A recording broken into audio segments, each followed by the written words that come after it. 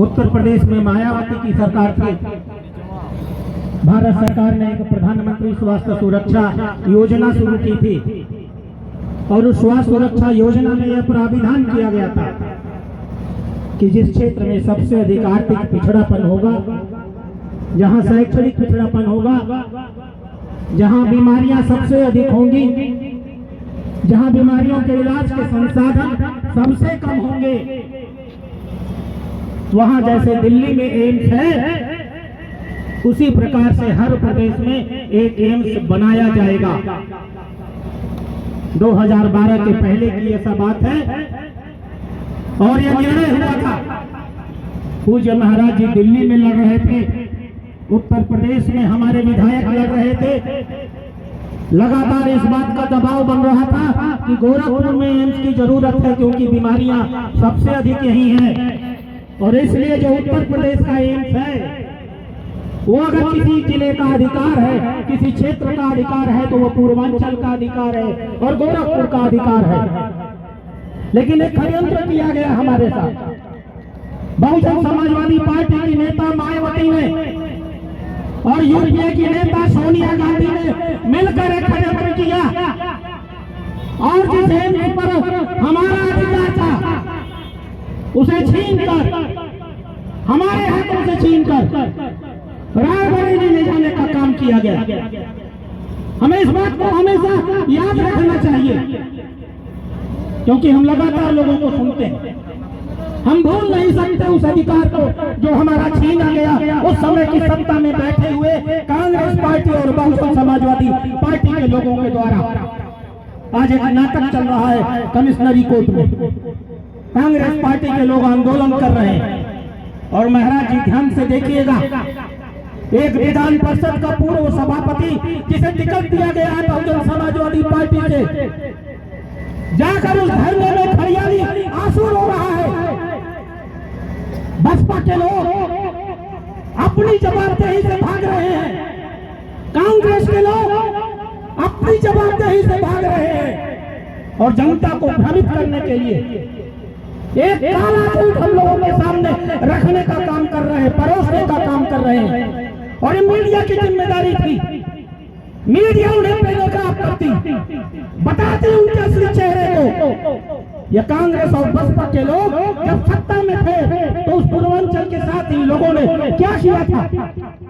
एक अन्याय था जो गोरखपुर के नागरिकों के साथ उस समय किया गया था जब कांग्रेस और बसपा की सरकार थी। और एक दूसरा अन्याय अब हुआ।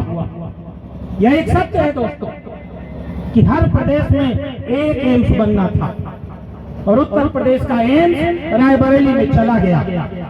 हमारे पास कोई एम्स नहीं था।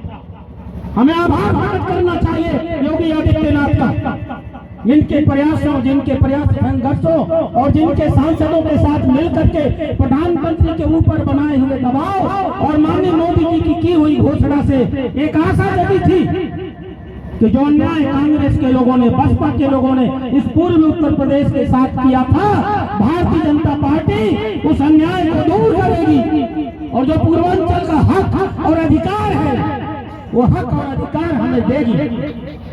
लेकिन बड़ा आश्चर्य हुआ, भारत का प्रधानमंत्री लिख करके भेजता है प्रदेश के मुख्यमंत्री के पास, हमें एम्स के लिए जमीन दो। मुख्यमंत्री गोरखपुर में आते हैं, गैर जिम्मेदारी के भाषण देकर चले जाते हैं, लगातार झूठ बोलते हैं, लगातार इस बात को कहते हैं कि हमने जमीन दे दी। पूरी तरह सत्य है यह बात। उस जमीन के सारे कागजात मेरे पास हैं। जिन लोगों की जमीन है उन्होंने कागज लाकर हम लोगों को दिए हैं। न जाने कब से उनके पास उनके नाम से भूमधरी की जमीन है। 1994 के फैसले हो चुके हैं, उनकी जमीन पर उनका नाम चढ़ चुका है और बावजूद उसके किसी नागरिक की जमीन को जबरन वन विभाग की जमीन बता करके यह सरकार पूरे पूर्वी उत्तर प्रदेश के साथ छल कर रही है, कपट कर रही है, धोखा कर रही है। वो जानती है इस बात को। यह जमीन कभी भी एम्स के लिए मिल नहीं सकती। कोई छोटी मोटी जमीन नहीं है, 240 एकड़ जमीन है, कोई 254 एकड़ जमीन है, कोई छोड़ने वाला नहीं है।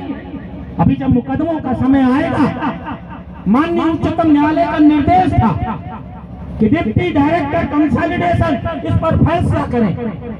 और आपको जानकर आश्चर्य होगा कि हमारे गोरखपुर के तत्कालीन जिलाधिकारी ने यह फैसला एक चकबंदी अधिकारी से करा दिया।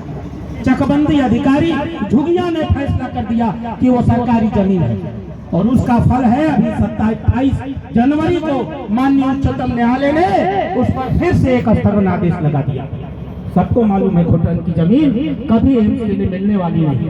अगर जिलाधिकारी जो इस कार्यालय में बैठा था जानता था इस बात को, तो इसने मुख्यमंत्री को क्यों नहीं बताया? और मुख्यमंत्री को नहीं बताया तो मुख्यमंत्री का अपना दायित्व क्या होता? अगर मुख्यमंत्री के साथ उनका यह अधिकारी इस कार्यालय में बैठ करके इस प्रकार के छल कपट कर रहा था, तो मुख्यमंत्री का दायित्व होता था अपने उस अधिकारी को दंडित करे। और मैं मुख्यमंत्री जिलाधिकारी कार्यालय पर हूँ, अगर आवाज जाती होगी जिलाधिकारी से तो मैं चुनौती के साथ इस जिलाधिकारी से कहता हूँ, अपने रिकॉर्ड को चेक कराओ, दिखवाओ तुम इस बात को, क्या उस जमीन पर स्थगन है या नहीं है। और अगर स्थगन है जिलाधिकारी महोदय तो तुम्हारा दायित्व है, तुम सुनिश्चित करो कि गोरखपुर को 220 एकड़ जमीन कहां से मिलेगी, ये तुम्हारा देने का दायित्व है, ये तुम्हारा जिम्मा है। ये पूर्वांचल के नागरिकों का अधिकार है दोस्तों, हम इस अधिकार को किसी को छीनने नहीं देंगे। आज इस आंदोलन को योगी आदित्यनाथ जी ने शुरू किया, हम सब उनके साथ हैं और आग्रह करते हैं योगी आदित्यनाथ जी से, ये लड़ाई की शुरुआत होनी चाहिए, इस लड़ाई का बिगुल अब बजना चाहिए, इसकी अलग को अब निकल करके पूरे पूर्वी उत्तर प्रदेश में पहुंचना चाहिए। आप निकलिए, सड़कों पर आइए, यात्रा करिए, पूर्वी उत्तर प्रदेश के एक एक जिले में पहुंचिए, हम सब आपके साथ चलेंगे। एक एक विधानसभा में एक आंदोलन खड़ा किया जाएगा और इसको हम उत्तर प्रदेश के चुनाव का, पूर्वी उत्तर प्रदेश के चुनाव का मुद्दा बनाएंगे और देखेंगे कि पूर्वी उत्तर प्रदेश की 165 सीटों में या समाजवादी पार्टी या बहुजन समाजवादी पार्टी या कांग्रेस पार्टी कितनी सीटें जीत करके जनता के बीच में से ला पाती है। और मैं समझता हूँ योगी जी, आज की जरूरत यही है, पूरा प्रदेश आपकी और आशा की किरणों से देख रहा है।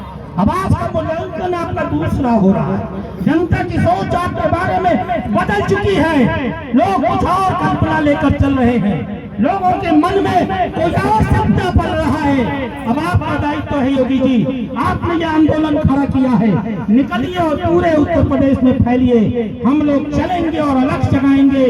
एम्स गोरखपुर को ही मिलेगा, एम्स गोरखपुर का जन्म सिद्ध अधिकार है, इसे कोई गोरखपुर से छीन नहीं सकता है। जय भारत। योगी आदित्यनाथ